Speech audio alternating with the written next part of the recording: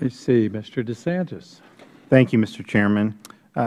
Mr. Commissioner, when you see the email with Lois Lerner when she writes that, quote, we need to be cautious about what we say in emails because Congress has asked for those emails, what is your response to that? Does that bother you in any way?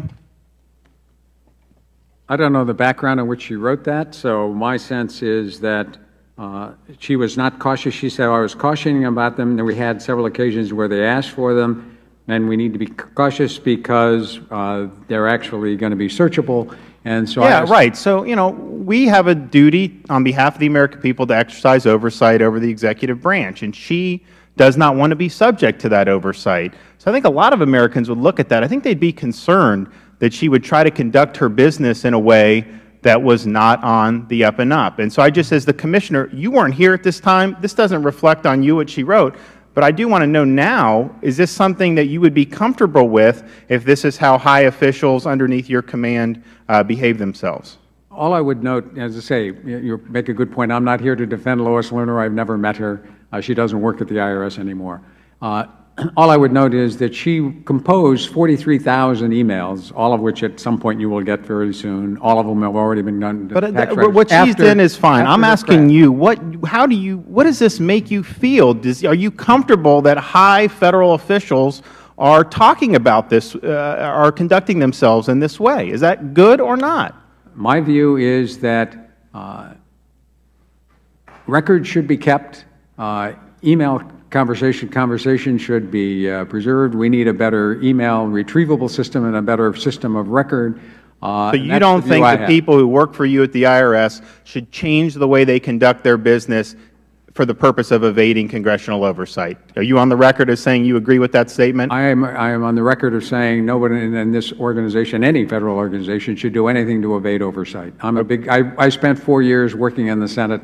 The senator I worked with was part of the Oversight Committee, so I'm a big believer in oversight. I just want to clear up a couple inconsistencies in your testimony. I had showed you your comment about being advised.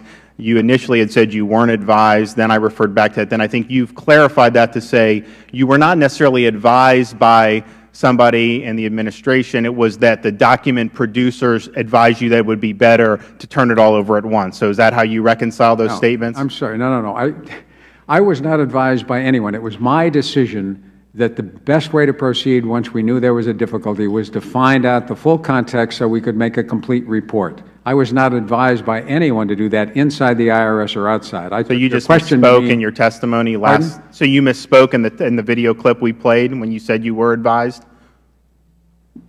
No, I'd be happy to see the clip again. My point was that was on a different issue. My point has been all along it was my decision, and I remember clearly, I think, testifying to that. It was my decision that we should get to the bottom of the situation, collect all the emails we could find, and give the Congress a full report of what the situation was, and that's what we did. We published that report and gave it to you. I think we can replay at the appropriate time, but Chairman Issa was asking you about this specific issue about why you did not turn it over to Congress for 2 months. But let me ask you this. I'm sorry. If the person who's... My recollection of that is what I was saying was I was advised about the difficulty. I was not advised about delaying until we got to the bottom. But in fairness, that clip, you did not say it was the difficulty. You just said you were advised, and that's why you didn't do it. But we can deal with that sometime. Let me ask you this.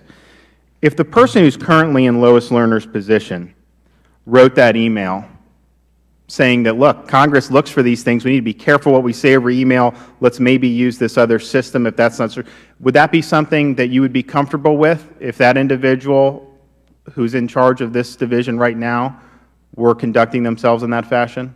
My advice to anyone working for the IRS now is that they should not do anything that would appear to be, let alone be purposeful, to avoid oversight by the Congress. Do you think that you, as the IRS Commissioner, if you come before Congress and you testify and you either make factual statements that later appear not to be the entire truth, or maybe you just misspoke, do you believe that you, as a high Federal official, as a civil officer of the United States, have a duty of candor to us to come back and correct the record?